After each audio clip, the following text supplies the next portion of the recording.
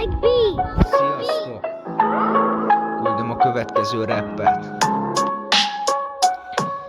Most itt vagyok, egy pár sorban ellökön, hogy mi is a helyzet, gyerekek. Bár ti nem vagytok gyerekek. Na figyelj ide tesóm, kettesből üzenek. Ott vagytok még mindig a helyeneken.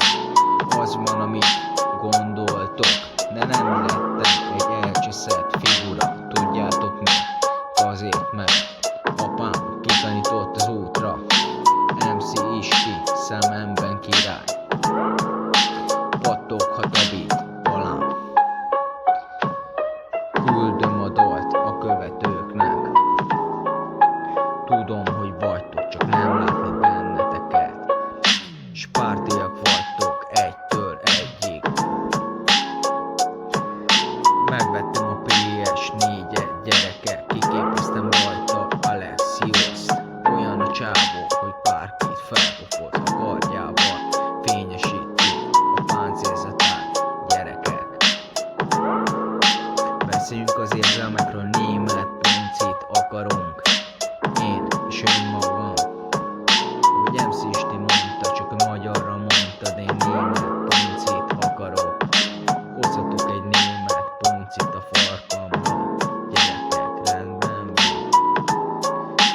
Rímek. 4, 2, 1.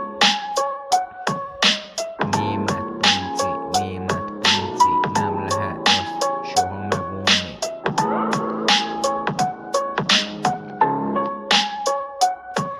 Ha kell, kitöltöm a dalt. Bár nem vagyok most otthoni környezetben, mert kijöttek a kurva kékek a házhoz, és behoztak a kórházba. Mert volt otthon egy kis házi buli, de nem sokára újra otthon leszek. Megy tovább a hülyeség. Kaja lesz berendelve tonna számra. Mehet majd a kajapia. Azt is megmondom innen a megyéből, bár ez nem a Gyűrűk ura. Figyeljetek oda, gyerekek, mert ez nem játék. Mindig ott vannak veletek. A mennyből figyelnek benneteket. Mi vagyunk a legjobbak. Ez legyen bent a fejetekben. Ti suttyó barnok. Értitek? A csatában nem mindegy, hogy hányan vagytok. A csatában nem mindegy, hogy hányan vagytok.